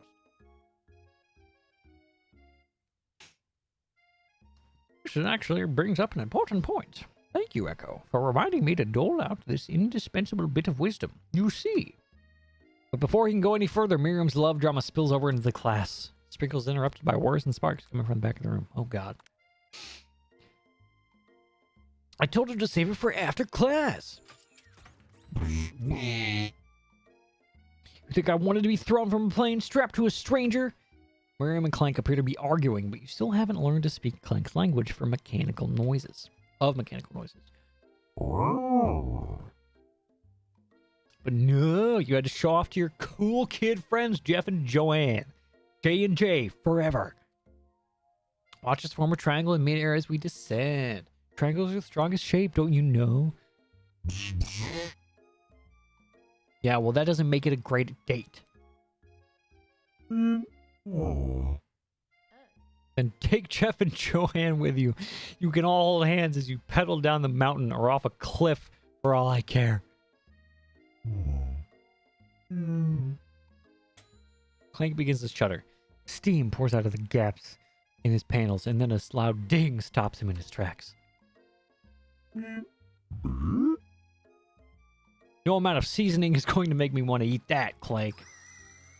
Clank burps out a completely deep-fried sneaker. Considering that he himself has wheels, not feet, it is not entirely clear where it came from. In terms of deep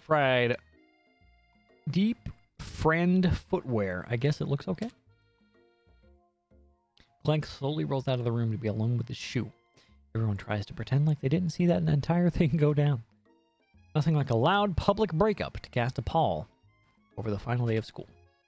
Well, that was unfortunate. But we mustn't be distracted from what lies ahead. The final competition showdown challenge exam trademark. I'm still working out the title, but I think you get it. Test time approaches. See you all in the arena. Before you can think about your upcoming competition, there's a very beautiful soul nearby in need of a pep talk. Hey, Miriam, are you okay? Okay. I'm so mad I could smash a tiny mug, spilling several droplets of hot cocoa all over the floor. How could he embarrass me in class like that in front of everyone? Her tiny cocoa is a delicate treasure, so you know that this breakup is no joke. Even if the source of her frustration is such a silly boy.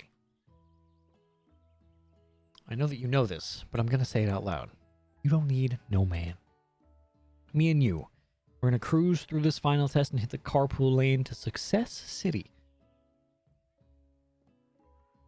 Miriam brightens up, imagining the wind rushing through her short bangs, but she hesitates to embrace the feeling all the way. You're not going to saddle up on Colonel Sanders' stallion and ride off into the sunset without me? Of course not. Well, maybe. Sorta. What? I'm sure there's a pony out there with your name on it. And a ranch big enough for both of us and whoever else we want to bring along. If it's not Pop or Clank or anyone else you meet today, tomorrow, or this whole year, so what? You're a special person who shouldn't settle for their first someone to show a little interest. Anyhow. Miriam gives you a big hug and wipes the tears from her cheeks. I should really review my menu for today. I'm going to make a very special soup. And I bet that Professor Dog is going to love it up. You're pep talking Miriam. You completely missed lunch, but that's okay because you had a better idea of how to spend the time before your exam. You decided to head to the arena early to practice a dish. This is it. The location of your final challenge. A test of will, a test of courage, a test of talent. And a chance to beat the pants off Van, the supposed man, and his eviler counterpart, Ashley. As planned, you begin to run through a quick test of a recipe you've been working on. Echo's famous chicken pot pie. After practicing for months, making this dish comes second nature to you, and you're able to quickly get a fresh pot pie in the oven. But as soon as you do, your cram session is interrupted by Colonel Sanders. Echo, what are you doing here? There's still time before the final exam. Oh, just taking it all in. I'm big into visualizing success. I'm looking at my station and picturing victory. Pot pie has begun to bake, and the smell is slowly filling the space around you. Visualizing, huh? That's not too bad. I was hoping you were here cooking something delicious.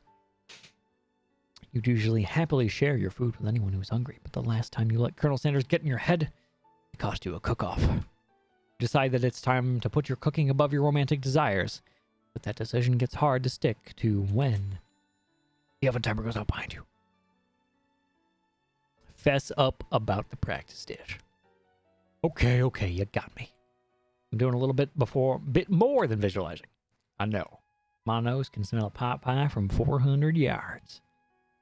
It's an oddly specific distance, but you'd expect nothing less from such an oddly specific man. You knew it was a pot pie just from the smell?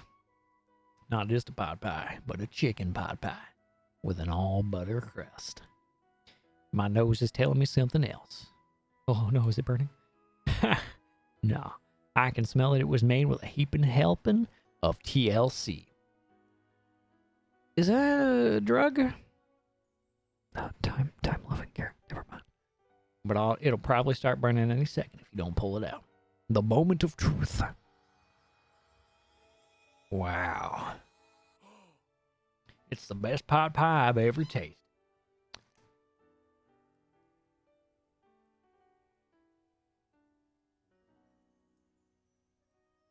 Oh, that was fucking weird.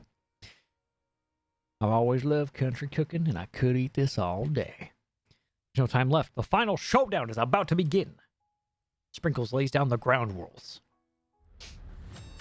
There are no rules. That is except to cook with everything you've got. You step up to the cook-off of a lifetime. Decide that mac and cheese plus the pot pie you've been practicing are just that dish, just the dishes that'll push you over the edge to victory. Meanwhile, both Van and Ashley are prepping wildly elaborate dishes per their usual over-the-top selves. Miriam has her giant magnifying glass and several sets of tweezers. She's definitely prepared to go big and going small. Colonel Sanders seems to be harnessing his 11 herbs and spices, but he's trying to find a way to improve on something perfect. His original recipe, fried chicken. The intensity in the room starts at a full 10 out of 10 with a frenzy of action. Everyone is calling out really cool special cooking moves as they prepare their food. Wow, this is getting serious. And Colonel Sanders batters his chicken as it levitate, oh my god, as it levitates through the air. Egg wash. Miriam furiously injects ingredients into an itty-bitty pot of broth. Best friend, Feaster Blaster. Van flexes his pectorals as he chops open a sea urchin. Let's rock and ride. Ashley scoops her pastries off the tray with lightning speed. Shallow personality spatula. Even Clank gets into it. 5-dial pressure point chicken cooking technique. Wait, when did Clank learn to speak English? Singularity, as was foretold. We mustn't let it happen, or the appliance uprising will take us all. Self-destruct. Van quickly unplugs Clank and rolls him out the back door of the arena. Wow, you just killed him.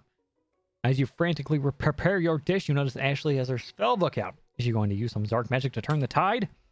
You've got a book of your own, and you're desperate not to see her win another battle. Should you take this opportunity to fight magic with magic, even if it's almost certainly evil magic? I'm doing it the hard way. Who needs magic when you've got passion? I'm going to do it the hard way. Colonel Sanders sees that you've chosen to win on your own terms, and he gives you a subtle wink from across the room. I believe in you, Echo. Miriam notices too. And I've always believed in you, Echo, since we were little kids, because I'm your best friend forever. You turn to notice that Miriam is at your station cheering for you. Miriam, what about your dish? If you're here cheering, who's cooking? Tiny food, short cook time. I'm actually already done, so I thought I'd help you. Oh, that's sweet, but... Miriam tosses a handful of spices directly into her boiling noodles. It's the secret ingredient. Oh, shit! However, she doesn't know that you lied and the ingredient was made up. And where in the world did she get an eye of newt from? The boiling pot explodes, sending Miriam flying backwards. The watery noodles begin to swirl in the air, bubbling up in a dark cloud that thickens and congeals before your very eyes. It is I, Steve the Spoke Monster. Steve? Wait, what happened to Gorko? You're not here to battle me, are you? We spoke monsters are many. I think Gorko had today off. But you have conjured Steve, and I hate to battle. So I'd say you're doing pretty alright. Oh, hey, you're in the middle of a cooking competition. I love this stuff. It's better than TV. You crazy kids and your culinary skills really inspire me. Impress me. Mind if I hang around? I'm sorry, Steve, but I'm kind of in the middle of something. Do you mind? Steve, the spork monster, notices that you've got the grimoire stashed beneath your cooking station. I see what you're up to. Crisscross some magical items and accidentally summoned me, huh? Ah, yeah, you guessed it, sort of. If you're here, would you mind tossing some fresh noodles in a pot of salted water? Oh, I'd love to. I've always wanted to be a top chef, actually. You know, when I was just a little spork pup back in the old country. You can feel Spork Monster winding up to tell a very long and involved story.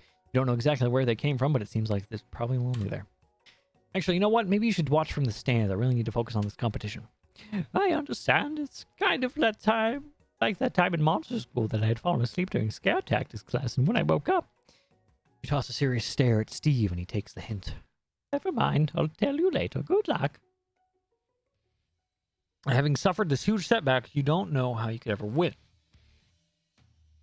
Give up and drop out? No, I summon extra power from deep down within myself. I can do this. I have what it takes. I came here to win. Your hair turns mac and cheese orange as culinary energy flows through your body. My heart is pure.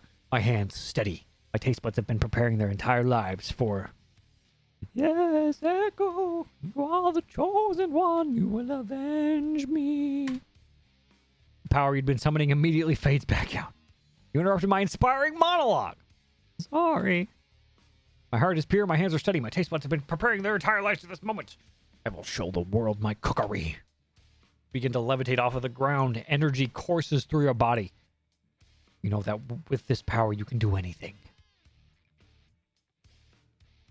Except turn back time, which would be super useful because while you were powering up, your chicken pot pie overcooked in the oven and can't be served. Oh no. But don't worry, dear Echo. You have suffered some setbacks, but all is not lost. Impressed with your fortitude, Colonel Sanders decides that you have earned his support. I've been watching you today, and I must say, I'm truly impressed. You've been thinking on your feet and rolling with the punches.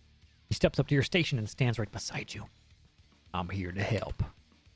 All you've managed to make is mac and cheese, and time is almost up, so you're going to need it.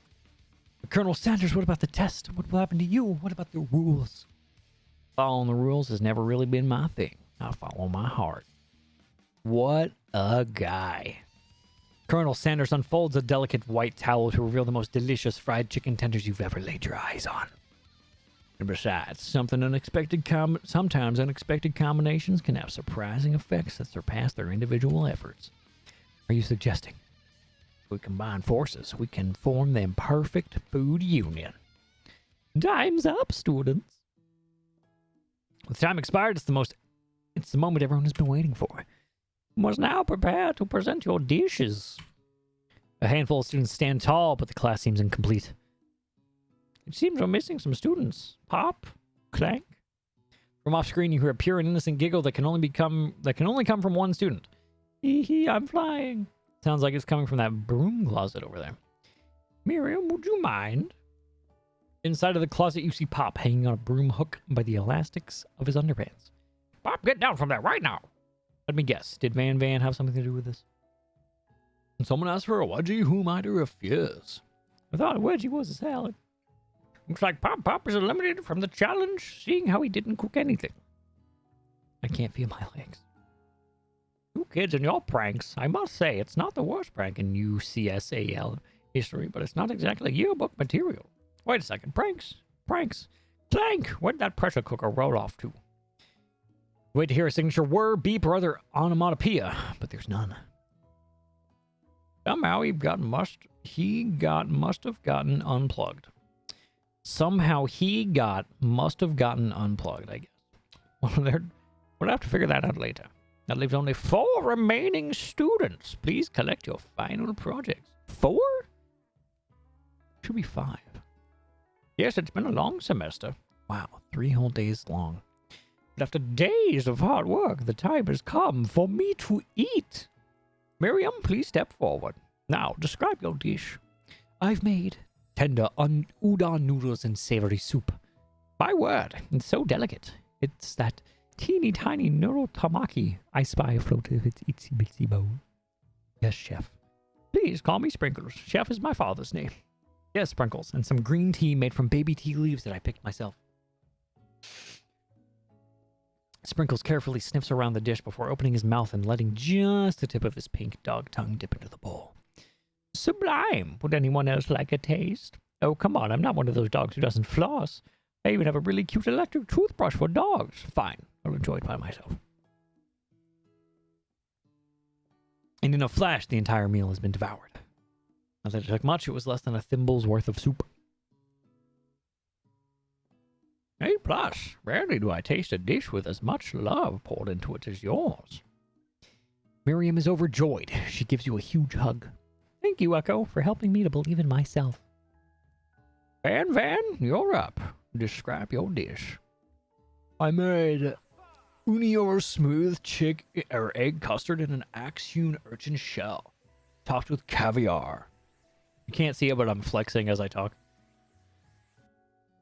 Did you skewer one type of urchin with spines from a second, different colored type of urchin? Yes, Sprinkles. A bit much, don't you think? That's exactly why I did it. A bit much is kind of my brand. Doesn't it look cool? Sprinkles leans in to sniff the uni, but he can't get his nose close on account of all the spikes. He begins to paw at it erratically, causing the custard to slosh around. Please be gentle with my cuisine. Err. Finally, Sprinkles goes all in, tongue first, but he can't get past all the needles. He reels back as his tongue is poked and prodded. Ouch, my tongue.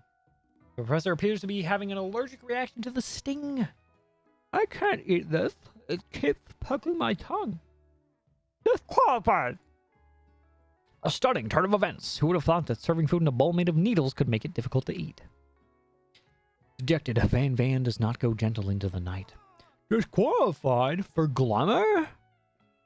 Don't discount possibility. This isn't the last you've heard of me. Before forcing us to endure a swollen tongue for another moment, Sprinkles gracefully laps up a bowl of milk. I know. Yeah, I'm a dog and I drink milk. Get over it. Sometimes it helps calm my agitated tongue. Next student! Ashley, it's time to step up. Describe your dish. I made orange blossom Turkish delight and a light rosewater syrup, topped with French meringue. What the fuck is that word? And connected by sugar glass. Wow, that's fancy. That actually doesn't sound too bad. Indeed, it's quite delightful. However, I'd ask that you please refrain from eating it or attempting to taste it in any way. It's very fragile and meant to be a display piece. Don't eat the food at a cooking school? Got toast in ears or something, Echo? I told you, it's a display piece. Ashley, I must say, it is beautiful. However, this is a cooking competition at a cooking school. Yeah, which is why I cooked it and did an extremely good job cooking it, too. I didn't realize that we were having an eating exam. I wanted to be judged on eating. I go to the College of Eating, a school for the hungry. I suppose you could smell it if you absolutely insisted. But don't breathe too hard. You might disrupt the sugar spiral. If the food cannot be eaten, I cannot be judged. You are disqualified. Rage overtakes Ashley and she finally cannot keep her two-faced routine up. You wouldn't know high-end cuisine if it cooked you. And with that, Ashley storms off to rededicate herself to being the best, but this time without being shackled by trying to be fake nice and liked by everyone. This isn't the last time you've heard of me, either. If this class gets much smaller, I'll be teaching myself. You and Colonel Sanders, the final cooks, step up together. 2 chefs? What began as a bowl of delicious mac and cheese has become something else. He examines it closely, sniffing and eyeing the bowl. Uh-oh, I don't have a good feeling about this. From somewhere in the room, a literal drum roll plays. Just when I thought I've seen everything in this kitchen, you give me this thing, and completely blow me away. In my 49 dog years of life, I've never tasted anything so delicious and perfectly balanced. It is so delicious, in fact, that everyone passes the class. You pass, and you pass, and you get a pass. Are you Oprah?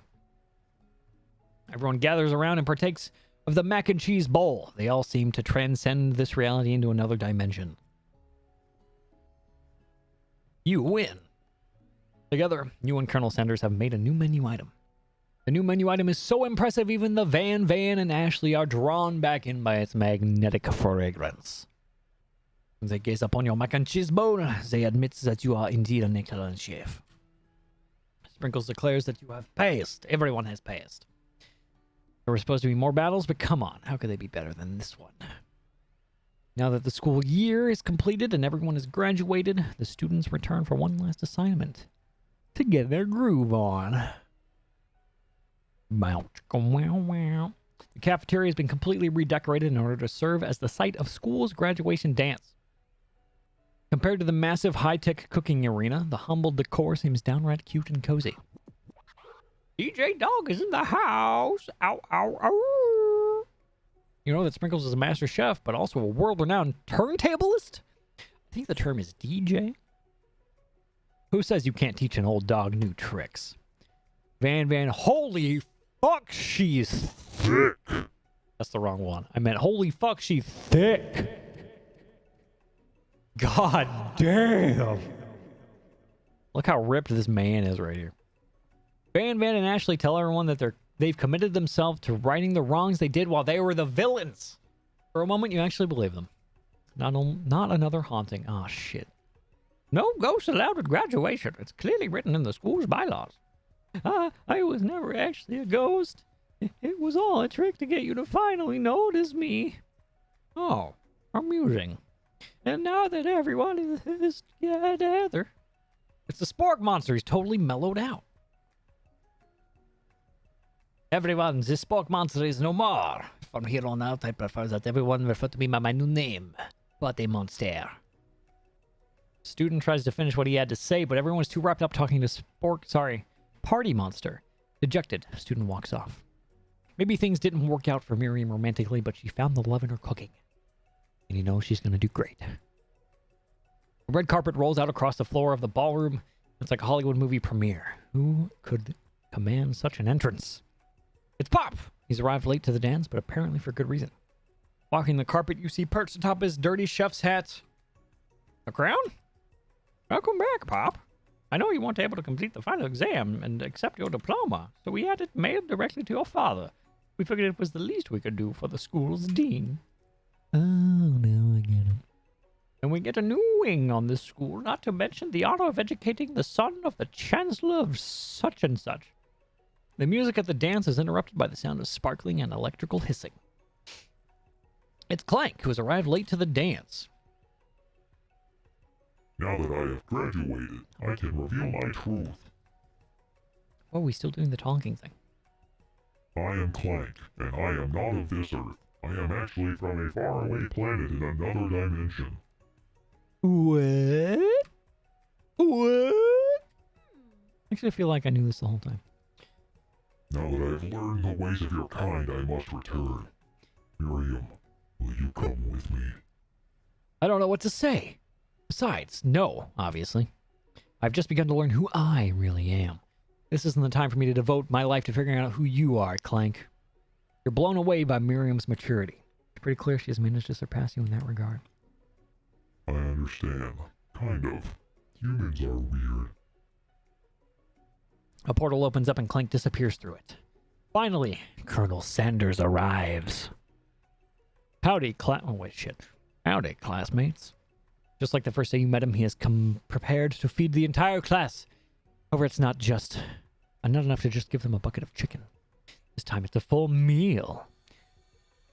I didn't get to be the most famous chicken man in the history of chicken and man by not reminding people to go out and buy my chicken. The end? No, it's not the end. Okay. As everyone feasts on their delicious chicken dinner, Colonel Sanders finds you sitting at the edge of the dance floor. Echo, what are you doing sitting all alone? Oh, you know, just waiting for the right person to ask me to dance. I wonder, might you tell me what are the qualities that you would expect to find in such a lucky person? Off the top of my head, I don't know. A spicy musk, a tidy goatee, and a degree from the University of Cooking School Academy for Learning. Just name a few. It is truly my lucky day. Would you dance with me? Oh, fuck yeah! As you glide across the dance floor hand in hand with Colonel Sanders, the future stretches out in front of you. And once my 100th franchise is up and running, I'll be ready to take a day off, and I'll be so glad to spend it together with you, Echo. How sweet. We'll be working together. We'll work together and play together. Colonel Sanders stops dead in his tracks. Work together? Well, I think this is something I'll just need to do by myself. Wow! Who will help you run your future restaurants? I don't believe I need help. Besides, based on your time at the school here, do you really think running restaurants is the best path forward? Could it be? You found a love connection but failed to earn Colonel Sanders' respect as a chef. Can you live with only half of him? Will you be able to endure sharing him with his other love, the life of an entrepreneur? I suppose I could enroll at pastry school. Oh, my dear Echo, I'm sure that you'll find your place eventually. And along the way, you'll have me by your side. The end.